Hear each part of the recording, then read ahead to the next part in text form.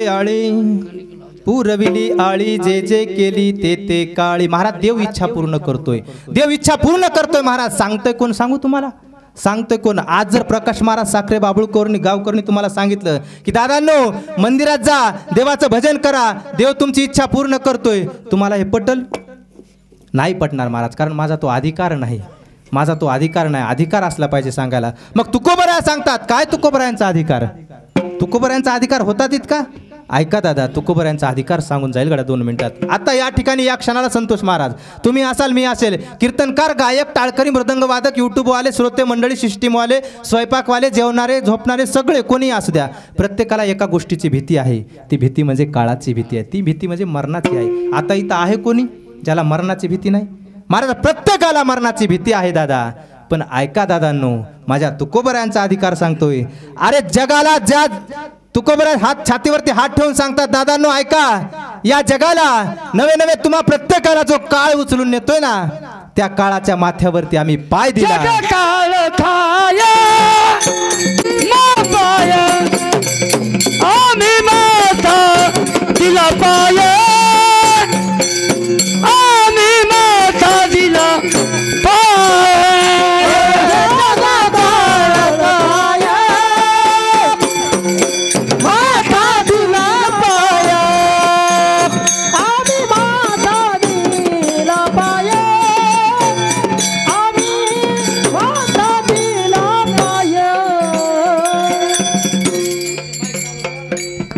जगा काळ खाय आम्ही माथा दिला पाय।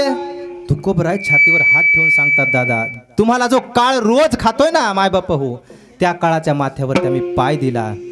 महाराज हे बोलणं जरा जास्तीचं वाटतं आपल्याला। व्याकरणामध्ये अतिशोक्ती अलंकार आला बघा, व्याकरणामध्ये अतिशोक्ती अलंकार एक आला, ज्या अलंकारामध्ये माणूस खोटं बोलत नाही पण जरा जास्तीचं बोलतो। आपण सगळे शेतकरी आहोत। आता तुमच्याकडं विठ्ठल विठ्ठल विठ्ठल आणलं तुम्ही समोर म्हणून सांगतो, का बोललो नाही त्याच्यावरती सांगू दादा? कारण तो एक विद्यार्थी दशेत आहे। विद्यार्थी दशेमध्ये कोणाची स्तुती केली ना, तर ती स्तुती त्याला खूप मोठा न्यूनगंड आणते महाराज। स्तुती कधीच विद्यार्थी दशेतल्या लेकराची करायची नाही, कारण त्याचे शिकणं तिथं स्टॉप होतं, थांबतं, म्हणून त्याला उभारणी द्यायची। लेकराची स्तुती, चांगल्या गोष्टीची स्तुती पाठीमागं करायची आणि दोष समोर सांगायचा। हे आपल्या माणसाचं काम असतं बरं का, जे हितकारक असतं ना। कारण पाठीमागं निंदा करणं हे पाप्याचं काम असतं, पाठीमागं निंदा करणं पाप्याचं काम असतं, पण पाठीमागं स्तुती करणं हे आपल्या संप्रदायाने शिकवलं महाराज आपल्याला। तरी पण महाराज आता तुम्ही आणलं म्हणून बोलतोय गड्या, ऐका गोड वाजव। त्याचं आता वय कमी आहे, त्याचं ताकद कमी पडते, कारण पखवाज आहे, मर्दानी बाज आहे महाराज, मर्दानी वाद्य आहे महाराज, त्याच्यामध्ये खूप ताकद लागते। अरे हिवाळ्यामध्ये घाम फुटतो माणसाला, आता तर गरमी आहे, हिवाळ्यामध्ये घाम फुटतो महाराज, हिवाळ्यामध्ये। आणि त्याचं लेकरू एवढं एवढं लेकरू, खेळणार लेकरू महाराज, आणि ते आज या ठिकाणी अख्खं कीर्तन वाजवतंय, यात महाराज सामान्य गोष्ट नाही। कारण सांगून जाईल दादा ऐका, अरे चांगल्या चांगल्यांच्या निघत नाही ओठातून, लक्ष देऊन ऐका, चांगल्या चांगल्यांच्या निघत नाही ओठातून, ते आमच्या लेकराच्या सहज निघतंय बोटातून, सहज निघतंय बोटातून। याच्यासाठी गुरुकृपा असावी लागते, याच्यासाठी कुठंतरी कुळाची पुण्याई, आई वडिलांची पुण्याई उपजताच महाराज त्याच्या पाठीमागं असावी लागते, त्यावेळेस असे रत्न जन्माला येतात महाराज। विठ्ठल विठ्ठल विठ्ठल। आणि विशेषतः ते लेकरू महाराज आमच्या संतोष महाराजाचं आहे, म्हणून मी स्तुती करणार नव्हतो। बापा एक स्तुती झाल्या होतं, ते महाराज आत्ताच डोंगराव चढवणी करीन, बरोबर आहे का? विठ्ठल विठ्ठल विठ्ठल। जगात काळाच्या माथ्यावरती पाय दिला असं तुकोबराय म्हणतात, पण कदाचित शंकाखोर लोक असतात। महाराज कोणी कोणी म्हटलं महाराज तुकोबराय जरा जास्तीचं बोलले असतील। माणूस चाळाचं बोलतो एखाद्या वेळेस, कसं बोलतो सांगू का? चाळाचं, आता तुमच्या इकडे महाराज सोयाबीन पीक आहे, आता तुमच्या गावाचं महाराज कुठं नाव काढायचं कामत नाही, अख्खा महाराष्ट्र ओळखायला तुमच्या गावाला, बरोबर आहे का? कव्हा पेरायचं आणि कव्हा कापायचं हे धामणगावकडेच बघायला लोक आता, बरोबर आहे का महाराज? आता सगळे आपण शेतकरी आहोत, या ठिकाणी सगळे शेतकरी आहोत महाराज। जर तुम्हाला 10 किंवा 8 पोत्याचा उतारा आला, 8 पोते सोयाबीन एकरी झालं, तुम्हाला जास्त होत असेल, तुम्ही उद्या धरताना माझ्या घातला कमी काम सांगितलं, पण कीर्तनात होत असते महाराज. 8 पोते आलं आणि तिकून आमच्याकडून फोन आला तुम्हाला किती झालं सोयाबीन, तुम्हाला झालेला असता 8, पण तुम्ही काय म्हणतात झाला 8-10 पोते. काय म्हणता 8-10 पोते महाराज 10 झालं का. इथं खोटं बोलले पण यातच खरं पण बोलले, 8 पण झालं.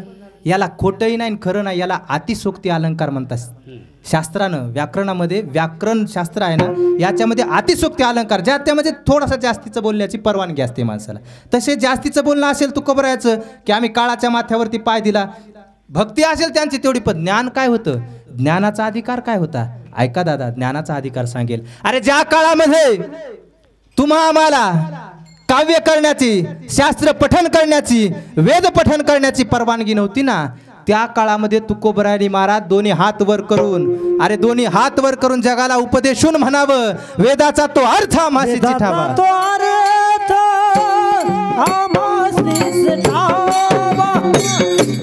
वेदाचा तो अर्थ आम्हासीच ठावा.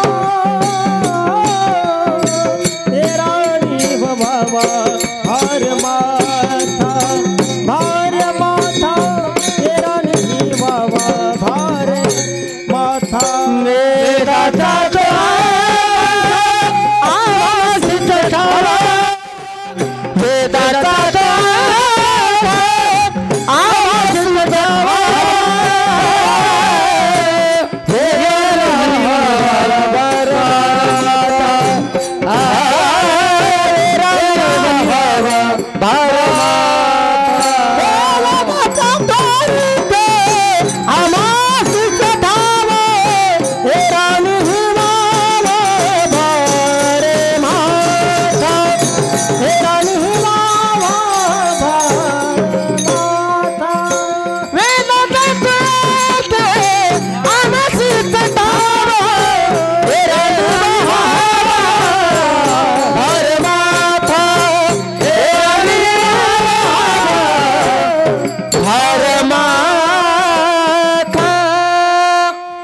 वेदाचा तो अर्थ आम्हासीची ठावा, हिराने वाहवा भार माथा. महाराज वेदाचा अर्थ फक्त आम्ही करा म्हणतात तुकोबराया.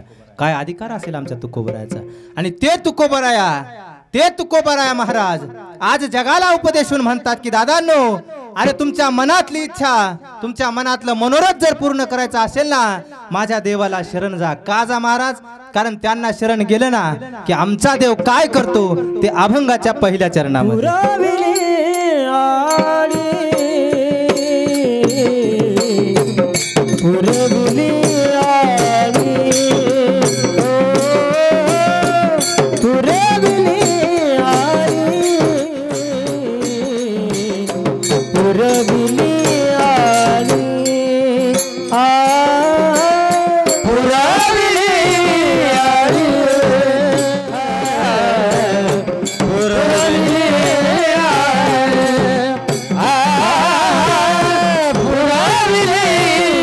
Oh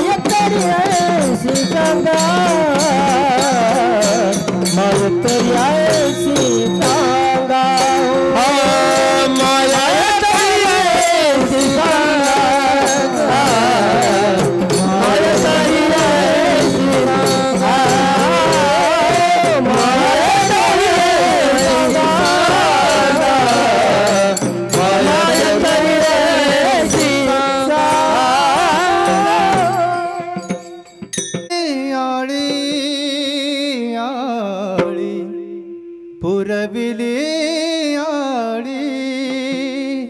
जे जे केली ते ते काळी महाराज देव इच्छा पूर्ण करतो. देव इच्छा पूर्ण करतो महाराज. तुम्हाला बोर होईना ना दादा असं? नाही ना? सगळ्याला बोर होईना ना? नाही झालं असलं तर एकदा चहा पाण्यात बघितलं असतं.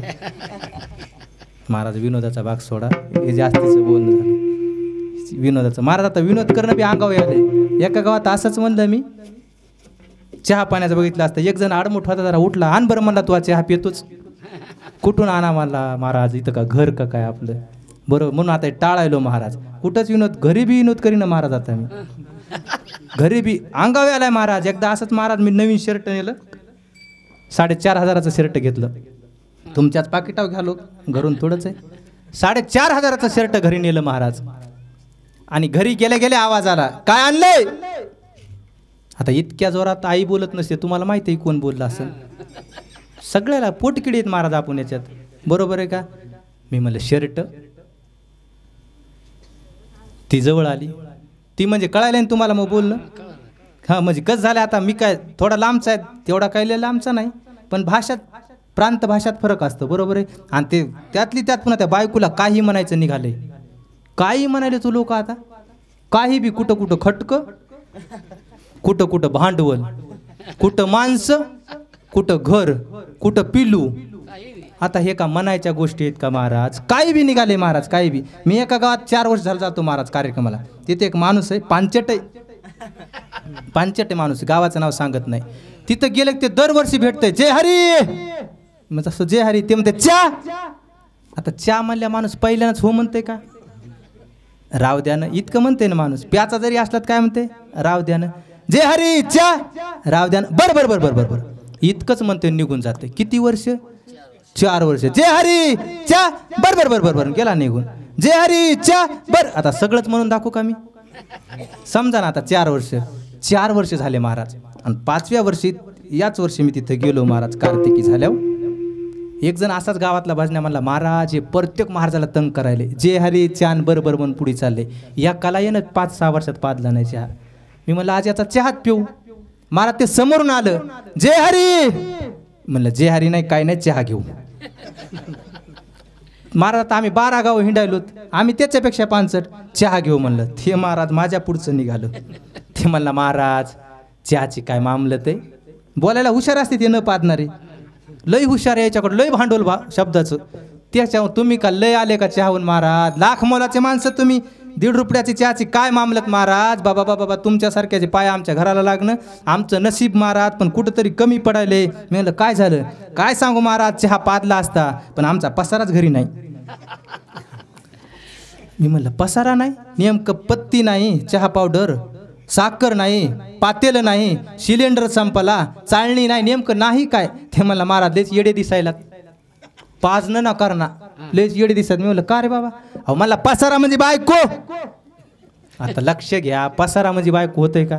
पण आता हे म्हणायची पद्धत, तसं तुम्हाला विचारलं आपलं कळायलं ना. ती म्हणजे हां ती महाराज, ती म्हणजे आमच्या पोराची माय. पोराची माय म्हणजे माझी बायको.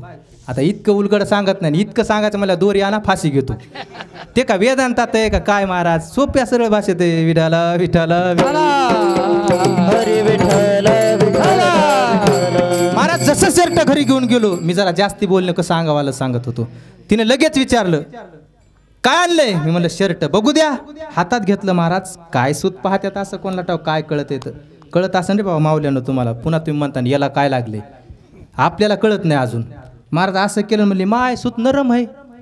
मी म्हणलं हो, आपण पारखूनच सांगितलं असतो. केवढ्याला आणले? मी म्हणलं 450ला. केवढ्याला होतं? केवढ्याचं? 4,500. मी म्हणलं 450ला. महाराज खुश झाली, घरात गेली, कपाट उघडलं, कपाटातून पर्स काढली, त्याच्यातून 450 काढले, माझे चोरलेले होते. ती का गट काढायली का काय महाराज, का सोयाबीन कापायली? 450 माझ्या हातावर टेकवले. मला वाटलं दुसरं आणा म्हणे. बबन महाराज ती म्हणली तुम्हाला दुसरं आणा, हे माझ्या भावाला राहू द्या. आता विचार करा, 4,500चं शर्ट 450ला गेलं. 4,050 रुपयाचा घाटा झाला. आणि तेच न्याला तुमच्याकडे आलो आता. विठाला विठाला विठाला. महाराज विनोदाचं बोलणं होतं. विनोदाचं म्हणजे तुम्हाला असं फ्रेश मूड असा बाबा, आपल्याला कमी वेळात करायचे, बरोबर आहे. पुरविली आळी जे जे केली ते ते काळी. महाराज कोणाकोणाची इच्छा पूर्ण केली देवानं. महाराज बरेच उदाहरणं देता येतील, पण मला आज तिकडे वळायचं नाही. मला वळायचे महाराज दुसऱ्या मुद्द्याकडे. आता शांततेत ऐका. आपण आतापर्यंत खेळीमेळी ऐकलं गाड्या, पण आता शांततेत ऐका. महाराज आज ज्या माऊलीचं गंगापूजन आहे, पुत्रप्राप्ती नाही महाराज, पण 4 मुली रत्नासारख्या 4 मुली आहेत महाराज. 4 मुलींनी हा कार्यक्रम आयोजित केला. ऐका गड्या ताईंनो, तुमची आई गेली, अरे आस्ताला गेलेला सूर्य परत पाहायला मिळेल. क्षितिजा पल्याड गेलेला सूर्य परत पाहायला मिळेल माय तुम्हाला, पण परत तुमची आई तुम्हाला फोटोशिवाय पाहायला मिळणार नाही दादा. फोटोशिवाय पाहायला मिळणार नाही रे. आहे ना गाड्या, ज्याची जिवंत आहे ना त्यांना तिला प्रेम लावायला शिका दादा. कारण हे आई हे नातं असं आहे ना, प्रत्येक नातं तुमचं त्या नात्यापेक्षा 9 महिने 9 दिवसांनी लहान आहे. सगळ्यात श्रेष्ठ नातं, सगळ्यात आयुष्यानंही मोठं नातं आईचं असतं गड्या.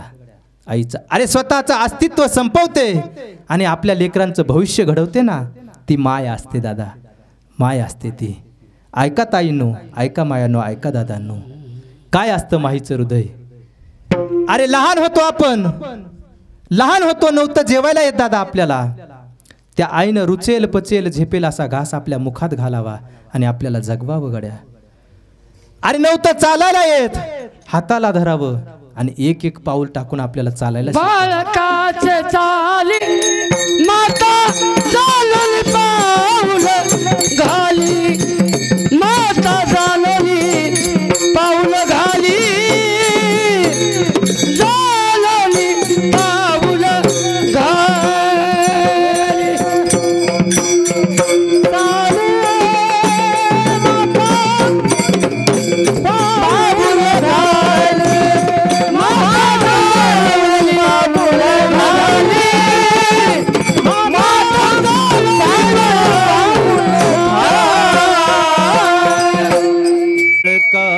चे चाली माता जानुनी पाय घाल. तिचा उद्देश त्या लेकराला पाडायचा नसतं महाराज. माझं लेकरू चालण्यात पारंगत व्हावं हा उद्देश असतो त्या आईचा. अरे आपलं आयुष्य पूर्णपणाला लावते आणि आपल्या लेकराचं भवितव्य घडवते ना, ती आई असते. पण ती आई एकदा का गेली रे, एकदा का गेली परत पाहायला मिळत नाही हो. परत पाहायला मिळत नाही. थोडा बेस कमी करा दादा, माझा विको द्या. परत पाहायला मिळत नाही दादा. त्यावेळेस आपल्याला म्हणावं लागतं दादा, कहाँ गए ममता भरे दिन कैसे कोई जिए माँ तेरे बिन, ओ माँ तुझे ढूंढूं मैं कहाँ, हो माँ के बिना सुना है जहाँ, कौन भला दुनिया में माँ की जगह ले सका, कोई कह दे क्या होती है माँ, आखिर माँ होती है माँ. महाराज आई ती आई असते रे. आई ती आई असते. आईची जागा कोणीच घेऊ शकत नाही दादा, कोणीच घेऊ शकत नाही. महाराज संतांनी, अष्टादश संतांनी आईला वर्णिलं गड्या. कोणी काही उपमा दिली, कोणी काही उपमा दिली, पण सांगून जाईल मायेनो, माझ्या ताईंनो, तुमच्या जीवनातले माय बाप एकदा का गेले का, तुमच्या माहेरातला उंबरा तुमच्यासाठी परका झाला. भलेही तुमच्या माहेरात 4 बंगले असू द्या तुमच्या भावांचे, भलेही तुमच्या माहेरामध्ये करोडोची प्रॉपर्टी असू द्या, पण हक्काचा उंबरा जो असतो ना, चप्पल सोडायला, एक तांब्या पाणी ओतायला आपल्या पायावरती, तो उंबरा शिल्लक राहत नाही महाराज. माय बाप संपले की परत कोणीच उरत नाही महाराज, कोणीच उरत नाही महाराज. गोड प्रमाण आहे महाराजांचं. माय बाप मेले दोन्ही, माय बाप मेले दोन्ही, माय बाप मेले दोन्ही, माय बाप गेले दोन्ही, होता उरले नाही कोणी, आता उरले नाही कोणी.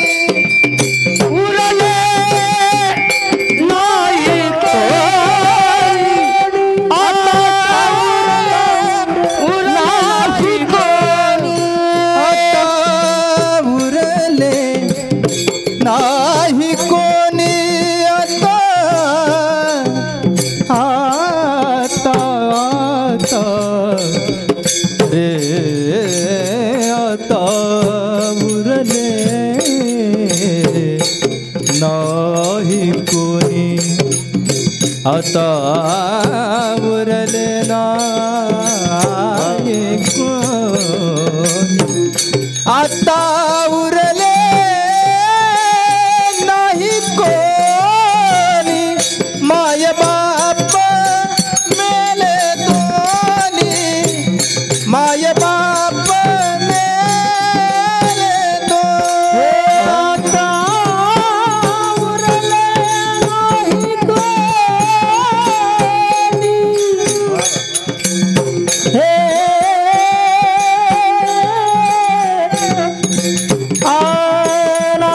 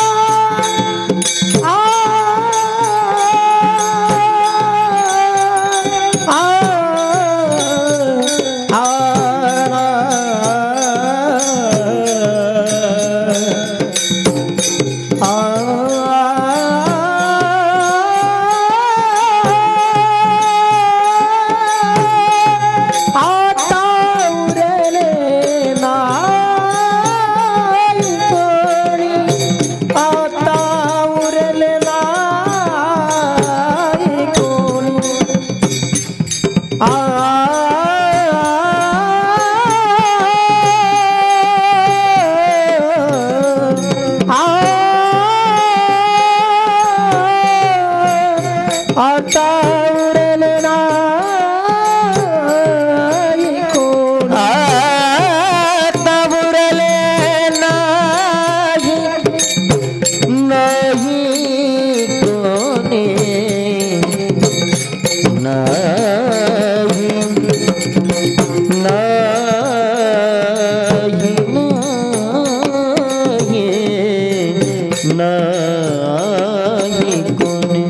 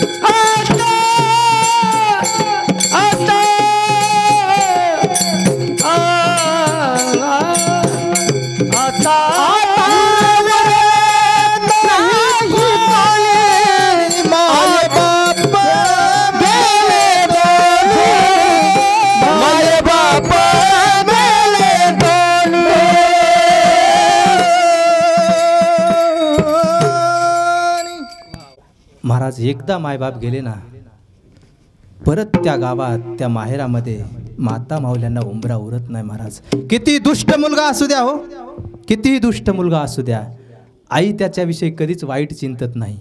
जगाने सांगू द्या तुमच्या मुलानं तुमच्याशी बेईमानी केली पण ती आई मान्य करायला तयार नसते महाराज. नोकरीला लागतो मुलगा, सुंदर असा बंगला बांधतो शेलू सारख्या ठिकाणी महाराज, सुंदर बंगला बांधतो. आणि ज्यावेळेस तो मुलगा आपला सर्व पसारा कुटुंब घेऊन शेलूला जातो ना, जात असताना एक एक एक एक पसारा त्या गाडीमध्ये भरत असतो. पाठीमागून नातवंड निघतात, आजी जातो आजी आम्ही आता.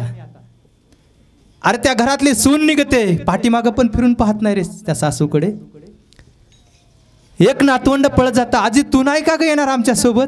त्यावेळेस ती आजी भरल्या डोळ्याने सांगते, बाबा बाळा मी पाठीमागून येणार रे, आपलं घर रिकामं कसं ठेवायचं, मी पाठीमागून येणार.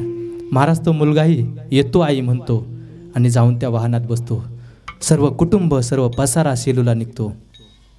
इतक्यामध्ये महाराज भरल्या डोळ्याने ती माऊली त्या पाठमोऱ्या वाहनाकडे पाहत असते. कुणीतरी गावातले येतं, विचारतात, माय तुमचा मुलगा गेला, तुमची सून गेली, तुमचे नातवंडही गेले, मग तुम्ही का इथं थांबलाय, तुम्ही का गेला नाही तिकडे राहायला? त्यावेळेस ती आई उत्तर देते, दादा ऐका. त्यावेळेस ती आई उत्तर देते, दादा माझा मुलगा लहानपणापासून विसरभोळा आहे हो, आणि आत्ता देखील घर बांधताना त्याला माझी आठवणच राहिली नाही, आणि त्या नवीन घरात माझ्यासाठी एक रूम बांधायचं विसरला तो. नवीन बांधली ना मला घेऊन जाईल दादा. पण त्या आईनं वाईट शब्द आपल्या लेकरासाठी काढले नाही. विसरभोळा म्हणून टाळलं, रूम बांधली नाही म्हणून टाळलं, पण आपल्या लेकराला वाईट बोलली नाही दादा. ती आई असते गाड्या, ती आई असते. प्रेमाचा सागर, मायेचा सागर, ती आई असते दादा. हो हो हो हो हो हो हो हो. थोडा इफेक्ट द्याव. मायेचा सागर जीवनाधार, मायेचा सागर जीवनाधार. बस विठाल विठाल विठाल.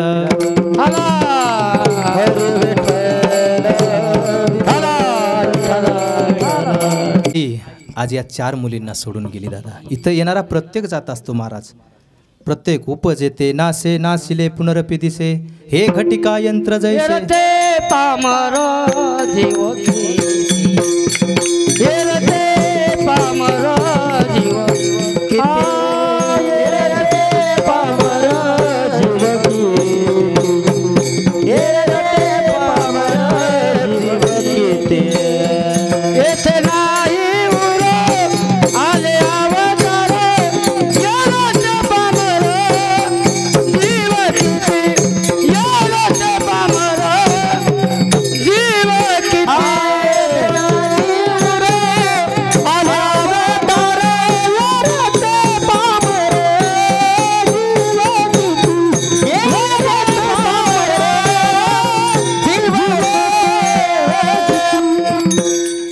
येथे नाही उरो आले अवतार, येरते पामर जीव की. तुम्ही आम्ही काय घेऊन बसलाय महाराज? इथं देवाला अवतार घेतलेले पण संपवावे लागले, कारण मृत्यू लोक आहे. इथे येणारा प्रत्येक जण जातो महाराज, कोणी जात्यात आहे, कोणी सुपात आहे, प्रत्येकाला जायचंय महाराज. आज आई गेल्या, उद्या आपल्याला जायचं, परवा कोणीतरी जाणार. रोज इथं येणारा प्रत्येक जण जातो महाराज, प्रत्येक जण जातो. उपजल्या पिंडा मरण सांगाती, प्रत्येक जणाला जायचं महाराज. कारण इथल्या आयुष्याची गणना करत असताना, शतवर्ष या ठिकाणी आयुष्याची गणना करत असताना सांगितले महाराज, अल्प आयुष्य मानव देह, शतगणिले ते अर्धरात्र खाय, मध्ये बालत्व पीडा रोग क्षय, काय भजनासी उरले ते पाहेगा. महाराज जन्माला आलोत, 100 वर्ष आयुष्य आपण घेऊन बसलोत. 100 वर्ष मिळतं का? बरं जरी मिळालं त्याच्यातलं 50 वर्ष झोपीत जातं, 25 वर्ष बालपणात जातं, 12 वर्ष पुन्हा 10-12 वर्ष तारुण्यात जातं. काय राहतं महाराज म्हातारपणी? मग काय असतं? अवघे करीती हाड हाड. महाराज म्हातारपणीची ती गत्यंतरच सांगू नये, बरोबर आहे. मग आपण भजन कधी करतो महाराज? महाराजांनी कबीरदासजी महाराज एका ठिकाणी खूप सुंदर दोहा गातात बघा. काय म्हणतात ऐका दादा. जीवडा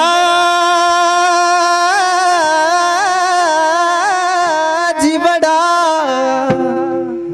जीवडा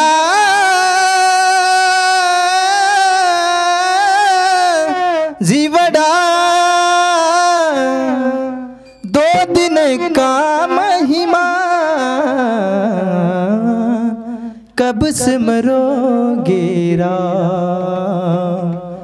अब तुम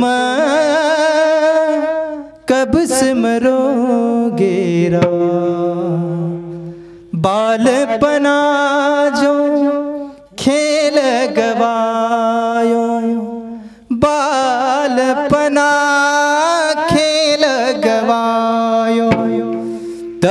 हुआ तो समय बिताया, झूठी काया झूठी माया, आखिर मौत निधान, कब समरोगे राम, अब तुम कब सिमरोगे राम। महाराज कधी स्मरणार आपण राम? आज आज करता करता शेवटचा दिवस येतो, पण आपल्या मुखातून राम येत नाही, आणि मग आपण शेवटी म्हणतो आता आता. पण अंतकाळीचा सोयरा तुका म्हणे विठूधरा, पण आपण आपल्यात गुंतून राहतो महाराज. कोणीच कामाला येत नाही महाराज, कोणीच कामाला येत नाही. सगळे आपले आपले जे म्हणतोय ना, सगळेच दूर राहतात. किती आपले सांगू का महाराज, किती आपले. कोणी म्हणतं माझा सोयरा मोठा आहे, कोणी म्हणतं माझा सासरा श्रीमंत आहे, कोणी म्हणतं माझा बाप सरपंच आहे, उपसरपंच आहे, मंत्री आहे, खासदार आहे, पंतप्रधान, केवढा असू द्या महाराज. एका मोठ्याचं उदाहरण देतो, माझं कीर्तन संपवतो महाराज. आपले नातलग खूप छोटे आहेत, पण एक मोठ्याचं उदाहरण देतो. एकदा द्वापार युगामध्ये भारतीय युद्ध झालं. भारतीय युद्ध फक्त महाभारताच्याच युद्धाला म्हटलं जातं महाराज. का भारतीय युद्ध म्हटलं जातं? कारण त्यामध्ये भारतीय युद्धामध्ये सगळे माणसं होते, सगळे. त्याच्या अगोदरही महाराज त्रेतायुगामध्ये एक युद्ध झालं रावणासोबत, पण ते भारतीय युद्ध म्हटलं जात नाही, कारण त्यामध्ये माणसासोबत पशु होते, वानर होते, अश्वल होते, जामवंतजी बरेच होते, म्हणून त्याला भारतीय म्हणता येत नाही. भारतीय युद्ध झालं महाराज, आणि त्या युद्धामध्ये एक तरुण मरण पावला. त्याचं नाव महाराज अभिमन्यू. अभिमन्यू महाराज प्रतिज्ञा केली भीष्माचार्यानं, उद्याच्याला एकही पांडव जिवंत राहणार नाही. का प्रतिज्ञा केली आता हे मी सांगणार नाही महाराज. एकही पांडव उद्याचा सूर्यास्त पाहणार नाहीत, आणि चक्रव्यूह रचण्याची तयारी केली. चक्रव्यूह रचल्या गेलं महाराज, आणि सगळी आखणी झाली होती. फक्त चक्रव्यूहाचं भेद अर्जुन करू शकत होता, हे तुम्हाला सगळ्यांना माहीत आहे, तुम्ही जाणकार आहात. पण मी पुढचा मुद्दा सांगणार आहे. ज्यावेळेस चक्रव्यूह रचना झाली, अर्जुनजीला एका दिशेला युद्धामध्ये गुंतवून ठेवलं, आणि ज्या दिशेला चक्रव्यूह रचल्या गेलं त्या दिशेला महाराज अभिमन्यूजी होते. एक एक करून त्या चक्रव्यूहामध्ये जाणारं सैन्य मरत होतं महाराज. चक्रव्यूह भेदल्या जात नव्हतं. चक्रव्यूह जसं जसं समोर येत होतं तसं तसं पांडवांचं सैन्य मृत्यू पावत होतं, मेल्या जात होतं. लक्षात आलं अभिमन्यूच्या, आता आपण काहीतरी केलं पाहिजे. असं जर चालत राहिलं तर काही क्षणात आपलं सैन्य नाहीसं होईल, आणि आपण हे युद्ध, महाभारताचं युद्ध याच ठिकाणी हारू महाराज, याच ठिकाणी युद्ध संपलं जाईल. म्हणून अभिमन्यूने सांगितलं मी जातो, पण त्या ठिकाणी असलेले धर्म त्यांनी नाही महाराज आज्ञा दिली नाही. अभिमन्यू तुला नाही भेद करता येणार. त्यावेळेस अभिमन्यूने सांगितलं ऐका ना काकाश्री, मी भेद करू शकतो. अभिमन्यूने सांगितलं मी चक्रव्यूहात जाऊ शकतो, पण त्यांना माहीत नव्हतं की यांना याचं शिक्षण नाही, कारण झोपीमध्ये ऐकलं होतं.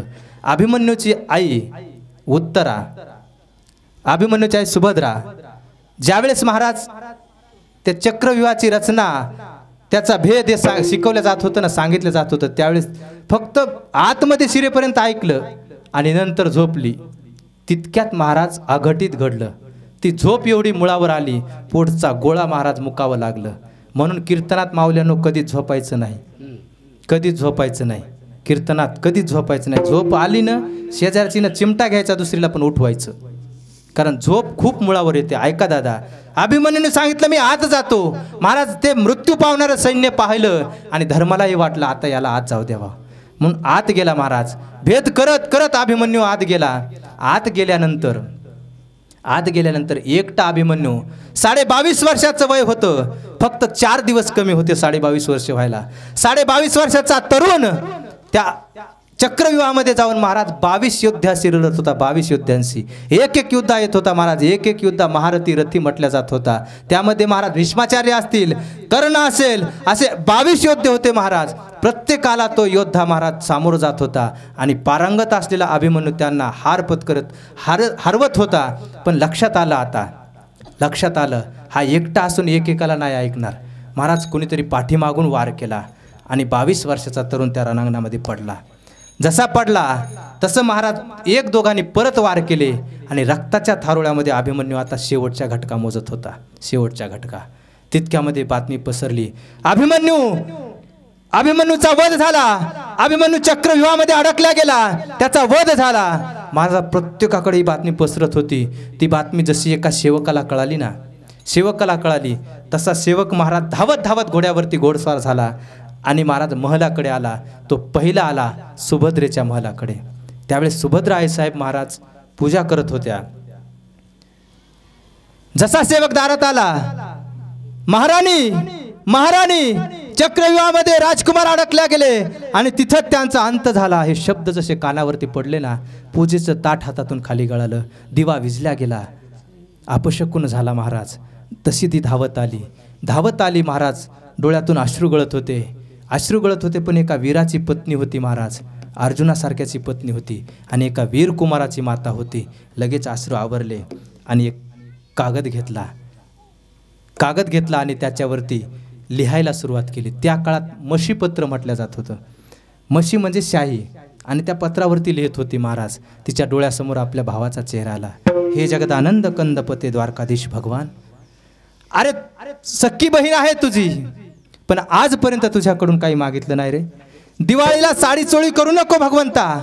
दादा, दिवाळीला साडी चोळी करू नको दादा, पण माझा मुलगा, अरे माझ्या काळजाचा तुकडा आज शेवटच्या घटका मोजतोय, त्याचे प्राण वाचव रे. इतकं लिहिलं महाराज. आणि तुझीच अभागी सुभद्रा लिहिलं आणि ते पत्र आपल्या भावाला पाठवलं. पत्र कशाने लिहिलं होतं सांगू संतोष महाराज? पत्र लिहिलं होतं, ज्यावेळेस ते पत्र लिहिण्याकरता घेतलं ना, पांढरं शुभ्र होतं, पण लिहित असताना त्याच्यावरती मशी सांडल्या गेली. मशी म्हणजे शाही सांडल्या गेली. काळी शाही असायची पूर्वीच्या. आजही मला वाटतं कायद्याच्या चौकटीत काळी शाही वापरतात. काळी शाही सांडल्या गेली. आता काळ्याच शाहीनं काळ्या पत्रावर कसं लिहावं, म्हणून त्या आईनं महाराज ते पत्र लिहिलं होतं. विज्ञानाच्याही तोंडात हल्लं होतं महाराज. 22.5 वर्षाचा मुलगा असताना त्या आईला पान्हा फुटला होता आणि त्या पान्हा फुटलेल्या दुधानं, आपल्या स्तनातील दुधानं त्या आईनं पत्र लिहिलं होतं महाराज. काळ्या शाईवरती दुधानं अक्षर उमटले होते. हे जगदानंद कंदपते द्वारकाधीश भगवान, मी तुझी पाठची बहीण, तुझ्याकडे आज काही न मागणारी आज बहीण तुझ्याकडे आज मागते. माझा मुलगा जिवंत वाचव, त्याला आयुष्य दे रे. महाराज ते पत्र घेतलं आणि धावत धावत तो सेवक श्रीकृष्णाकडे आला. श्रीकृष्णाने ते पत्र पाहिलं. जसं पत्र वाचत होते ना, तसे डोळ्यातून अश्रू गळत होते. जसा थेंब त्या शब्दावरती पडावा, ते दूध वाहून जावं महाराज, ते शब्द मिटल्या जावेत. अर्जुनानं पाहिलं, पण पत्रावरती काहीच नव्हतं. मजकूर वाचला श्रीकृष्णाने आणि ते पत्र मिटल्या गेलं होतं, अश्रूंनी धुवून गेलं होतं. अर्जुनाने विचारलं, काय झालं भगवंता, का रडताय तुम्ही? महाराज जशी बातमी अर्जुनाला सांगणार तशी भगवंतानं त्या लगामाला झटका दिला आणि घोडे वायूच्या वेगाने धावत होते आणि त्या रणांगणामध्ये येत होते. रणांगणात जसे ते घोडे आले ना, अर्जुनाने पाहिलं आपला मुलगा रणांगणामध्ये रक्ताच्या थारोळ्यात पडलेला आहे. धावत धावत अर्जुन गेला, आपल्या लेकराचं मुंडकं घेतलं, डोळे पुसले आणि देवा उठून उभा राहिला आणि हात जोडले. भगवंता, अरे आजपर्यंत तुझं भजन निस्वार्थपणे केलं रे, निस्वार्थपणे केलं. रात्रंदिवस मी भजन करेल यात नवल नाही भगवंता.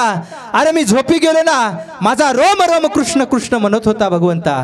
याच्या पलीकडे मी काहीच तुला मागितलं नाही, पण आज हात जोडून मागतोय गड्या भगवंता. माझं भजन जर खरं असेल, माझं भजन पवित्र असेल, तर माझ्या लेकराला आयुष्य दे रे भगवंता. महाराज देवाच्याही डोळ्यातून पाणी येत होतं. देव खाली बसले आणि त्या 22 वर्षाच्या राजकुमाराचं मुंडकं आपल्या मांडीवरती घेतलं. काय भाग्य असेल त्या राजकुमाराचं. अरे मरतानी देवाने आपलं मुंडकं मांडीवरती घ्यावं, काय भाग्य असेल महाराज. आणि आपल्या पितांबराने त्याचं तोंड पुसलं. अवघा चेहरा रक्तरंजित झाला होता. चेहऱ्यावरलं रक्त पुसलं आणि भगवंताच्या डोळ्यात पाणी होतं. ते पाणी पाहून अभिमन्यूच्याही डोळ्यात पाणी आलं. शेवटच्या घटका मोजत होता. लगेच भगवंताने विचारलं, अभिमन्यू बाळा रडतोयस? त्यावेळेस अभिमन्यूने सांगितलं, मामा मामा रडत नाही मामा. अरे का रडू मामा? अरे विश्वजेता, विश्वातील पारंगत धनुर्धराचा मुलगा आहे मामा. मी का रडू? वीरगतीला प्राप्त होतोय मामा, रडत नाही. अरे धर्म ज्याच्या नावाने ओळखला जातो ना, त्या धर्माचा पुतण्या आहे मामा. मी का रडू मामा? अरे ज्याची आई जगाच्या मालकाची बहीण आहे, तिचा मुलगा आहे मामा. मी का रडू मामा? अरे इतकंच नाही मामा, जगाचा मालक, जगाचा मायबाप माझं मुंडकं मांडीवर घेऊन बसलाय. मी का रडू मामा? त्यावेळेस भगवंताने विचारलं, मग अभिमन्यू तुझ्या डोळ्यात पाणी आहे, त्यावेळेस अभिमन्यू बोलला, मामा मरतो याचं दुःख नाही मामा, मरतो याचं दुःख नाही, दुःख एकाच गोष्टीचं वाटतंय. अरे मामा चक्रव्यूहाची रचना झाली होती, सगळे सैन्य मारले जात होते, मला ते पाहवलं नाही म्हणून मी वीरगतीला प्राप्त होईल याची तमाल बाळगता हातात शस्त्र घेतलं आणि त्या चक्रव्यूहामध्ये प्रवेश केला. एक एक सैनिक येत होता, एक एक कापत चालत होतो मामा, एक एक धनुर्धर येत होता, गदाधारी येत होता, तलवारधारी येत होता. एकेकाला मी पारंगत असलेला अभिमन्यू एकेकाला पराजित करत होतो आणि समोर जात होतो मामा. एकालाही मी अवगत होत नव्हतो रे, एकाच्याही हाती लागत नव्हतो. पण इतक्यामध्ये मामा दुःख एका गोष्टीचं वाटतं, त्या जयद्रथानं माझ्या पाठीमागून लात मारली रे आणि मागून वार केला आणि सगळ्यांनी मिळून मला एकदाच वार केले.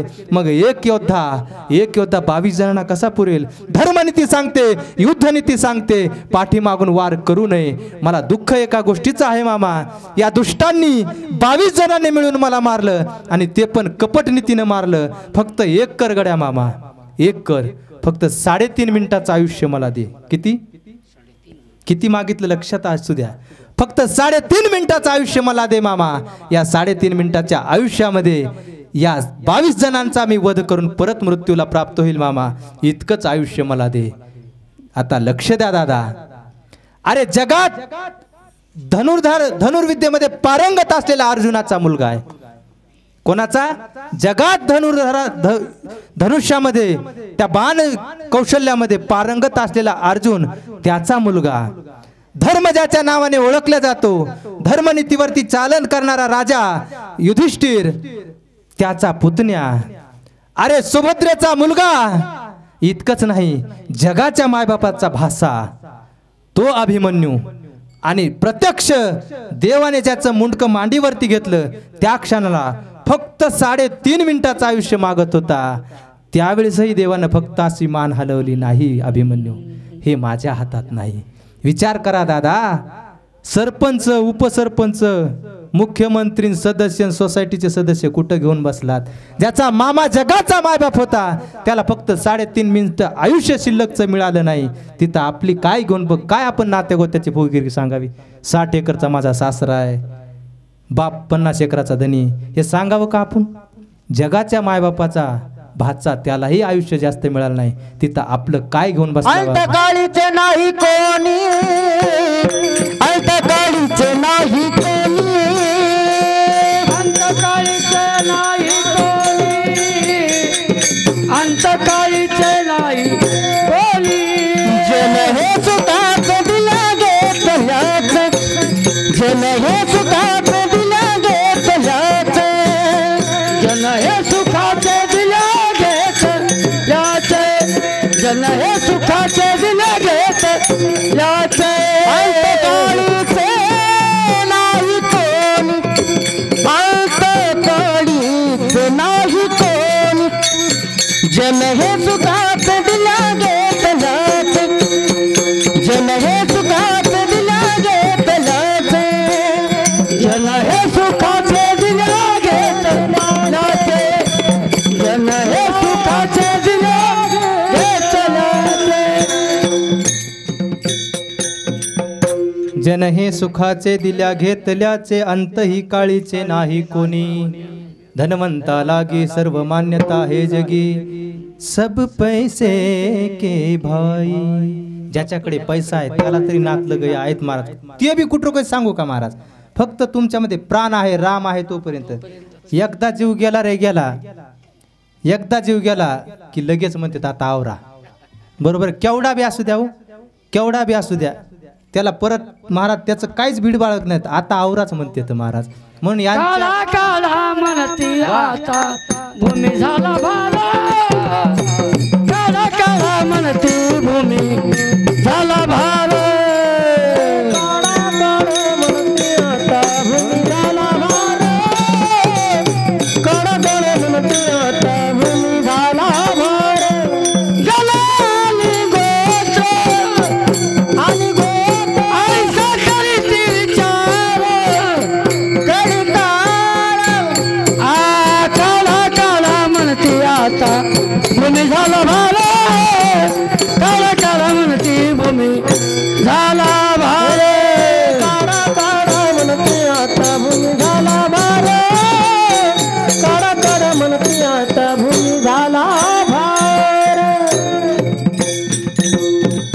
काढा म्हणते याचा भूमी झाला भार.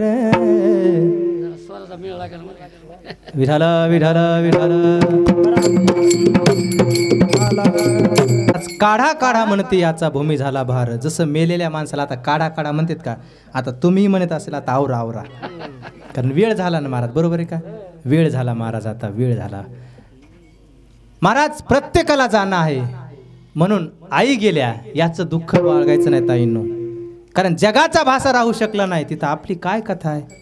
त्या गेल्या आपल्याला एक दिवस जायचं महाराज. पण दुःख इतकंच आहे तुमच्या जीवनातली माय गेली. माय तरी आईशी सांगा कृपाळू वा पांडुर. काय करत नाही महाराज. लहान होतो ना आम्ही, लहान होतो, प्रत्येकाच्या जीवनातली गोष्ट आहे महाराज. ती आई आपल्याला झोक्यात टाकायची महाराज आणि सुंदर अंगाई गीत गाऊन झोपवायची. किती गोड अंगाई गीत होतं सांगू ते, किती गोड. हो सुरमई अखियों में एक नन्ना मुन्ना सपना दे जा रे. हो सुरमई अखियों में एक नन्ना मुन्ना सपना दे जा रे. सपना कोई सच्चा दे जा, मुझको कोई अपना दे जा. सुरमई अखियों में एक नन्ना मुन्ना सपना दे जा रे. हे तुम्ही म्हणता अंगाई गीत कवाच ऐकलं नाही, पण तुम्ही ऐकलेलं गाऊ का, तुम्ही ऐकलेलं सगळ्यांना ऐकले महाराज. हे कविता असत मला आपलं किती गोड आहे सांगू का, ऐका. लिंबोनीच्या झाडा मागे चंद्र झोपला ग बाई. आज माझ्या पाडसाला झोप का गयेत नाही. लिंबोनीच्या झाडा मागे चंद्र झोपला ग बाई. गाय झोपली गोठ्यात घरट्यात चिवताई. परसात वेलीवर झोपल्या ग जाई जुई. मिट पापण्या डोळ्यांच्या हे बाळा. मिट पापण्या डोळ्यांच्या गाते तुला मी अंगाई. आज माझ्या पाडसाला झोप का गयेत नाही. लिंबोनीच्या झाडा मागे चंद्र झोपला ग बाई. झोपले की काय महाराज. इतकं गोड अंगाई गीत आमच्या आईनं गावं. सांग किती किती महाराज ते लेकरू आरकट असू द्या झोपायचंच. आता महाराज ते पाळणे राहिले नाही आणि म्हणणार बी राहिले नाही. खरं बोलले दादा, खरं आहे का. आता जर एखादी सासू म्हणलीच अगं ते टोय टोय करायला कवापासून त्याला टाकी झोळणी तर दे की झोकान मन काही. महाराज त्या लेकराचं उरलं हीच रडती. काय करू मी तरी आता. कवापासून समजायले राहीच ना माय, तू नीट समजवत नस त्याला नीट. महाराज ती झोळणी आता ते पाळणे राहिले. पहिले मोठाले घर होते लाजण्याचे, पाळणे असायचे. लेकरू त्याचा टाकलं झोका दिलं की 2 झोक्यात ते झोका इतका लांब जायचा, हवा लागायची ते झोपायचं आणि कोड गीत गायची माय. आता ते घरं राहिले नाही. आता 10 बाय 10ची रूम, त्याच्यात जर पाळणा बांधला, पप्या त्याच्यात टाकला झोका दिला की पप्या तिकडं पाळणा तिकडं, पप्याचा बाप तिकडंच. बरोबर आहे का. आता पाळण्याची आता झोळणी निघाली महाराज. पाळणे गेले आता झोळणी निघाली. त्या बाजाला क्वाटला कशाला तरी बांधायचं, ती कस तरी माऊली कडूमडू तोंड करून त्याच्यात टाकतील. हाड हाड कुत्तू ते का कुत्र आहे का काय महाराज. कुत्तू म्हणल्यावर कुठं झोपत असते लेकरू. पण आता ती माऊली सांगते महाराज, जुन्या काळातली माऊली. गोड अंगाई गीत गाची महाराज आमची आई आणि आम्हाला झोपायची. काय नाही केलं महाराज आमच्या आईनं. आता बरंच सांगायसारखं पण आपला वेळ संपला. बरोबर आहे, वेळ संपला. त्यावेळेस तुकोबराय सांगतात सगळं केलं दादा तुझ्या आईनं, सगळं केलं पण काळाचा भेद केला. तुझ्या आईनं जोपर्यंत तुला गरज होती तोपर्यंत केलं, पुन्हा सोडून दिलं. पण माझ्या देवानं सांगू घेतले नुतरी उचलो निया कडी. आता वेळ झाला म्हणून फास्ट घेते बरं का. एकदा का देवानं कडेवर घेतलं ना परत खाली ठेवत ना. आई कडेवर घेते महाराज, आई कडेवर घेते. आता गावाच्या जवळ एखादा मळा असेल, मळा असतो ना गावाच्या जवळ, ती सायंकाळच्या वेळेला पूर्वीच्या काळात ती माऊली महाराज मळ्यात जायची सायंकाळच्या वेळेला. का जायची? थोडंफार माळवा आणायची आणि थोडंसं जळतण सरपण आणायची. सरपण जळतं लक्षात येते नाही, सरपण घेऊन यायची आणि छोटं लेकरू सोबत न्यायची महाराज. येताना ती काय करायची, सरपण डोक्यावर घ्यायची आणि लेकराला पायी चल म्हणायची. पण ती लेकरू म्हणायचं मी नाही चालणार आई, मला कडेवर घे. मग ती आई त्याला कडेवर घेत होती, कडेवर घेत होती. पण तिच्या महाराज सरपण परत ते लेकरू एवढं वज होतं, ती परत त्याला खाली टाकायची, त्याला लाडी गोडी लावायची. बाळा ऐक ना, तिथपर्यंत गेलास का, तिथपर्यंत गेलास की आपल्या रंगनाथ दादाचं आंब्याचं झाड येते, त्या आंब्याच्या झाडापर्यंत गेला की मी तुला कडेवर घेते. तिथरोच महाराज ते लेकरू कडू मडू तोंड करून आंब्याच्या झाडापर्यंत येतं.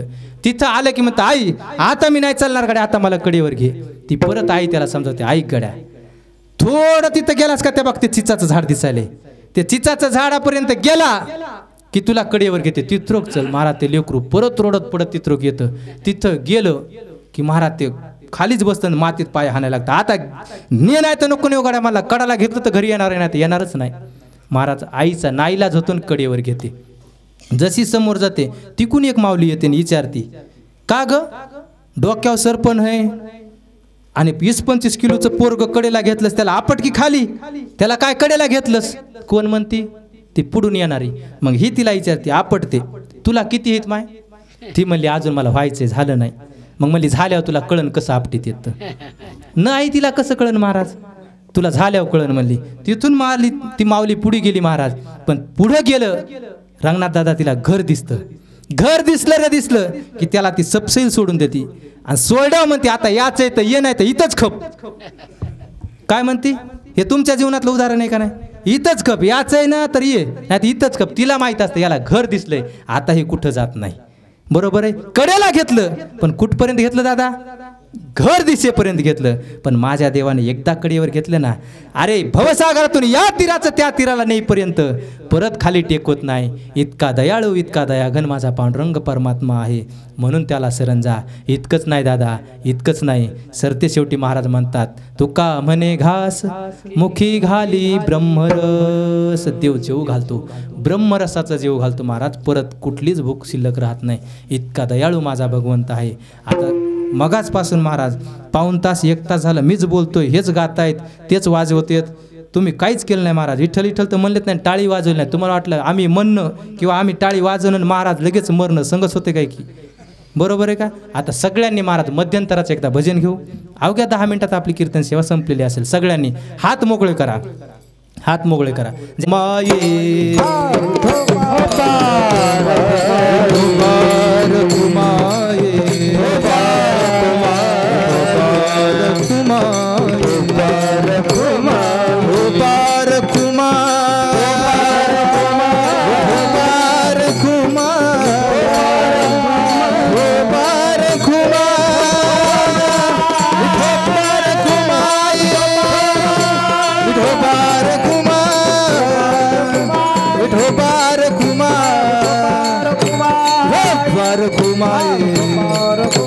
विठोबार कुमाये विठोबार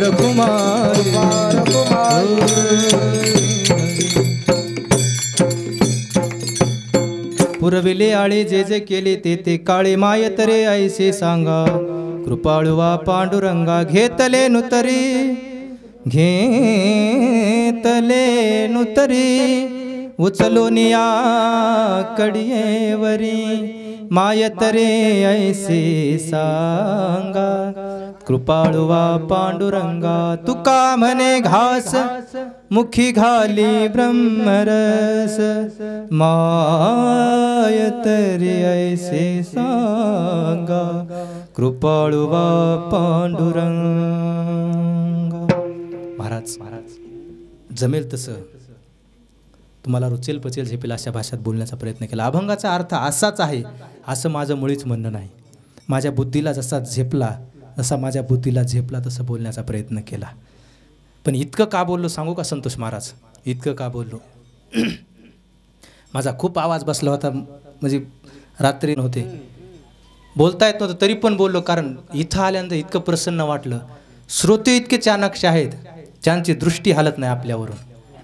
का श्रोते दृष्टीतून कळतात महाराज कसे आहेत. तर नाही तर काय होतं, महाराज माझ्यासारखा येडगाबाळा आणि श्रोते येडगाबाळे जमला मेळ. कारण सारखे हो जाऊ नये महाराज, दोन्ही येडगाबाळे झाल्या पंचायत होती. 2 महाराज येडे एका जागी येऊ नये, 2 शहाणे बी एका जागी येऊ नये बबन महाराज, बरोबर का? 2 येडे 2 शहाणे, 2 जावा 2 बुवा, ही एका जागी या जाऊ नये महाराज. 2 मुख्य 2 बहिरे कधीच एका जागी येऊ नये. पंचायतच झाली महाराज, 2 बहिरे धामण गावातले 2 इथं नाहीत ना, नाही असलं ते नगदीच पेटायचं, बरोबर आहे का? धामण गावातले 2 बहिरे महाराज, एक मंदिरावर बसलं आणि एक घरून पिशवी घेऊन आलं. पिशवी पाहिली ना, अनुमान प्रमाण त्यानं काढलं हे शेलूला चाललंय किंवा पाथरीला चाललंय. मंदिरावरल्या बहिऱ्याने विचारलं, राम राम. ते म्हणलं राम राम. पाथरीला चालले की काय? ते येणारं बहिरं म्हणलं नाही नाही पाथरीला चाललो. हे बसलेलं म्हणलं बरोबर बरोबर बरोबर, मला वाटलं पाथरीला चालले काय की. आता किती मेळ आहे महाराज, बरं इतकं तुम्ही ऐकलं असेल देवा भाऊ, आता त्याच्या पुढचं ऐका, इतकं कदाचित ऐकलं असेल. याच्या पुढचं हे बहिरं पाथरीला गेलं. उद्या एकादश होती म्हणून त्यानं येताना 3 किलो रताळ आणले. काय आणलं? 3 किलो रताळ. महाराज 3 किलो रताळ आणले आणि हे बहिरं जसं हे बस स्टँडला उतरलं तसं मंदिराकडे पाहणं ते बहिरं तिथं दिसलं. याला वाटलं आपलाच पार्टनर आहे, इथंच आहे. त्यानं काय केलं, त्या 3 किलो रताळातले 1 किलो रताळ त्या बहिऱ्याला दिले मंदिरावरल्याला आणि सांगितलं उद्या एकादश आहे, उद्या त्याला शिजून फराळाला खा. ह्या बहिऱ्यानं मान हलवली, घरी गेलं. घरी गेलं महाराज आणि रात्री 12 वाजता याला जाग आली. जाग आली तसं झोपेतून उठलं, भूक लागली होती. म्हाताऱ्या माणसाला भूक महाराज लहान लेकराचं म्हाताऱ्या माणसाचं कसं असते, भूक लागती. त्याला भूक लागली, काय खावं काय खावं. महाराज टोपलं पाहिलं जेवणाचं, काहीच नव्हतं. त्याच्या लक्षात आलं आपल्या पार्टनरनं आपल्याला रताळ दिलेत. त्यानं ते रताळ काढले, लाईट होती, शेगडीचं बटन टाकलं, पातेलं ठेवलं, पाणी खळखळ उकळू दिलं आणि त्याच्यात रताळ टाकले, चांगले गदागदा शिजू दिले. मावल्या म्हणत्याने याला स्वयंपाकाची लेच माहिती दिसायली. बटन टाकलं, पाणी उकळू दिलं, गदागदा शिजू दिलं. महाराज लॉकडाऊनमध्ये तेच केलं ना आपण, शिट्याच मोहरल्या कुकरच्या, बरोबर आहे का? बंदच सगळं. महाराजांना चांगले रताळ शिजवले, चांगले शिजवले. किलो रताळ रात्री 12लाच गडप केले, रात्रीच खाऊन टाकले. आता सकाळी प्रसंग ऐका. सकाळी भगवंताच्या दर्शनाला मंदिरावरती दोघं भेटले. रामराम झाला, रामराम झाला आणि ज्यानं रताळ दिलते त्यानं विचारलं, बरे आहेत का लेकरं बाळ? काय विचारलं? बरे आहेत का लेकरं बाळ? हे म्हातारा म्हणलं रात्री शिजून खाल्ली. कशामुळं पंचायत झाली महाराज हे कळालं नाही का? सोपं आहे ना महाराज, रात्री शिजून. कशामुळं? सारखे झाले दोघं सारखे. म्हणून दोघं सारखे होणं. इथं जरी मी येडगबाळा असेल पण तुम्ही चाणाक्ष तीक्ष्ण श्रोते होतात म्हणून इतकं बोललो माय बापू. झालं माझा टाईम संपला दादा. जाता जाता इतकंच सांगून जाईल दादा, मी रोज शेतकऱ्यावरती बोलतोय दादांनो. वरती माझे हजारो व्हिडिओ आणि देवाभाऊला माहीत आहे आज अख्खा महाराष्ट्र ते व्हिडिओ पाहतोय महाराज. तुम्ही प्रकाश महाराज साखरे टाका इंस्टावरती, कुठेही पहा, तुम्हाला ते व्हिडिओ पाहायला मिळतील दादा. मी रोज शेतकऱ्यावरती बोलतोय दादा. माईवरती महाराजकार मंडळींनी महाराज देश सांगितला, गाय सांगितली, माय सांगितली, बाप सांगितला महाराज. इतकंच नव्हे जवान सांगितला, पण माझा शेतकरी बाप एकही कीर्तनकाराने सांगितला नाही. म्हणून ज्यावेळेस मी कीर्तनासाठी आळंदीत पहिल्यांदा फेटा बांधला ना संतोष महाराज, त्यावेळेस फेटा बांधत असताना शपथ घेतली की रोज 2 मिनटं तरी माझ्या शेतकरी बापाचा विषय मी कीर्तनात मांडेल, त्याची व्यथा मी मांडेल शेतकऱ्याची. रोज बोलतोय दादा, पण इथं सगळी शेतकरीत म्हणून जास्त बोलणार नाही. तरी पण दादा आता बरेच आपलं गाव सुधारित आहे, नोकरीला असतील बरेच लोक, बरोबर आहे, चांगल्या परिस्थिती असतील. दादा ज्यावेळेस तुम्ही भाजी मार्केटमध्ये जाता ना, भाजी खरेदी करायला जाताना, ज्यावेळेस तुम्ही भाजी मार्केटमध्ये जाता, भाजी रस्त्यावरती खरेदी करता, त्यावेळेस त्या भाजी विकणाऱ्याकडे एकदा पहा दादा, त्या शेतकऱ्याकडे एकदा पहा. त्याचा महाराज उन्हामध्ये राबून काळा कुट्ट पडलेला चेहरा पहा, त्याच्या चेहऱ्यावरती परिस्थितीच्या पडलेल्या भेगा पहा. अरे इतकंच नाही, त्याच्या डोळ्यामध्ये तो करुण भाव पहा. आणि इतकं पाहून देखील तुम्ही जर त्या शेतकऱ्याची 10 रुपयाची मेथीची जुडी जर 5 रुपयाला मागत असाल ना दादा, तर समजून जा तुम्ही काळ्या माईशी हिरव्या शेतीशी आणि आपल्या शेतकरी बापाशी बैमान झाला आहात. कधीच त्या शेतकऱ्याच्या भाजीचा भाव करू नका, कारण त्याच्यावरती त्याचं भवितव्य घडलेलं असतं, त्याच्यावरती त्याचं भविष्य निर्धारित असतं. महाराज सांगू तुम्हाला, सोपं नसतं दादा शेतकरी होणं, सोपं नसतं दादा शेतकरी होणं, सोपं नसतं दादा शेतकरी होणं. हालाकीचं रपरपीचं जीवन जगू नये, फक्त नावालाच बळीराजा म्हणून घेणं, फक्त नावाला बळीराजा म्हणून घेणं. अरे शेतामध्ये सोन्यासारखा माल पिकवणं आणि तो माल भाजी मार्केटमध्ये किंवा मार्केटमध्ये नेणं, त्या मालाला 4 दलालांनी वेडा घालणं आणि सोन्याच्या भावाचा माल मातीच्या भावात तोलणं. सोपं नसतं दादा शेतकरी होणं, सोपं नसतंच दादा शेतकरी होणं. अरे सोन्यासारखा गहू शेतात पिकवणं, 4 पैशासाठी दलालांच्या घशात घालणं आणि स्वतःच्या मुलाबाळांच्या मुखामध्ये रेशनच्या गव्हाचा घास घालणं सोपं असतं का दादा शेतकरी होणं? सोपं नसतंच दादा शेतकरी होणं, सोपं नसतं दादा शेतकरी होणं. मी जास्त बोलणार नाही दादा, जाता जाता इतकंच बोलेल. आपापसातले वैर मिटून घ्या दादा. अरे ह्या आयुष्य आपल्याला आज मिळालं, आई गेल्या उद्या आपण जाणार. किती दिवस आपण या ठिकाणी राहणार? किती दिवस राहणार सांगा ना. आज आहोत उद्या नाहीत दादा, आज आहोत उद्या नाहीत. म्हणून आहेत तेवढे आयुष्य एकमेकाशी आनंद. अरे न जाणे कुठून या गाठी पडल्या आपल्या, कोण कुठचं माहीत नाही दादा, योगायोगानं गाठी पडल्या. मग का आपण आपापसात भेद करावा, का आपण आपापसात वैर करावं? आता दादा, आता उद्या तुम्ही एकमेकांना भेटान ना, एकमेकांना भेटान गड्या, त्यावेळेस लहान असेल त्याला मिठी मारा, मोठा असेल त्याच्या पायावरती मस्तक ठेवा. त्याला इतकंच म्हणा, चुकलं असेल गड्या दादा माझं, चुकलं असेल माझं दादा, माफ कर मला. कितीही दगडाच्या काळजाचा माणूस असू द्या, तितके शब्द ऐकले ना दादा, त्याच्याही डोळ्यात पाणी येईल आणि तुम्हाला घट्ट मिठी मारेल. आपापसातले वैर मिटवा दादा, आपापसातले वैर मिटवा. थंड राहायला शिका, थंड. अरे तू माठ बहा पाण्यानं भरला, नेहमी थंड असतो. त्याला कोणीतरी एकदा विचारतं, दादा तू नेहमी थंड असतो, तुला हे जमतं कसं? त्यावेळेस ते माठ बोलतो, ऐक दादा ऐक, अरे माझा भूतकाळही माती होतं आणि भविष्यकाळही मातीच आहे. मग मी गरम कोणाच्या जीवावरती हो, कोणाच्या जीवावरती गरम हो? पंचतत्वापासून बनलेला हा नरदेह दादा, पंचतत्वापासून बनलेला हा नरदेह, याचा भूतकाळही मातीच होतं बबन महाराज आणि भविष्यकाळही मातीच आहे. मग आपण घमेंड का करावी, का घमेंड करावी महाराज? याचं उद्याच्याला माती होणार आहे. महाराज जगावं असं, जगावं असं, ज्याला महाराज आपल्यासोबत प्रत्येक दुश्मनालाही वाटावं, याच्यासोबत 4 क्षण आपण घालवावे आणि मरावं असं, ज्याला कळेल त्याच्या डोळ्यात टचकन पाणी यावं. इतकं सुंदर आयुष्य जगावं दादा. आता माझं वेळही संपलाय आणि तुमच्या चेहऱ्यावरूनही मला कळाले आता बस कर म्हणायला तुम्ही, बरोबर आहे का? आता माझा वेळ संपला दादा. या ठिकाणी जमलेले सर्व गुणीजन मंडळी, टाळकरी असतील, गोड गोड चिमुकले लेकरं असतील महाराज, सुंदर पखवाज वादन, गोड सिस्टीम आणि आमचे देवाभाऊ तर पाहायचंच काम नाही. त्यांच्याबद्दल मी काही बोलावं एवढा मोठा मी नाही, देवाभाऊबद्दल बोलावं एवढा मोठा मी नाही. त्यांनाही खूप खूप महाराज धन्यवाद. या ठिकाणी आमच्या एका फोनवरती आले आमचे सर्व श्रोते मंडळी, माता माऊल्या असतील, आमचे चोपदार असतील, आपण सर्वांनी एकच प्रार्थना करूयात. तर सफल झाली या ठिकाणची यात्रा, सफल झाली. परलोक गमनही त्यांचं सफल व्हावं, वैकुंठामध्ये प्रभूच्या चरणावरती त्यांना जागा मिळावी, आपण इतकीच मागणी करूया. आणि या ठिकाणी माझ्या वाणीला अष्टादश संतांच्या पायावरती मी नतमस्तक होतो आणि माझ्या वाणीला पूर्ण विराम देतो. ज्ञानेश्वर माऊली ज्ञानराज माऊली तुकाराम, ज्ञानेश्वर माऊली ज्ञानराज माऊली तुकाराम, ज्ञानेश्वर माऊली ज्ञानराज माऊली तुकाराम.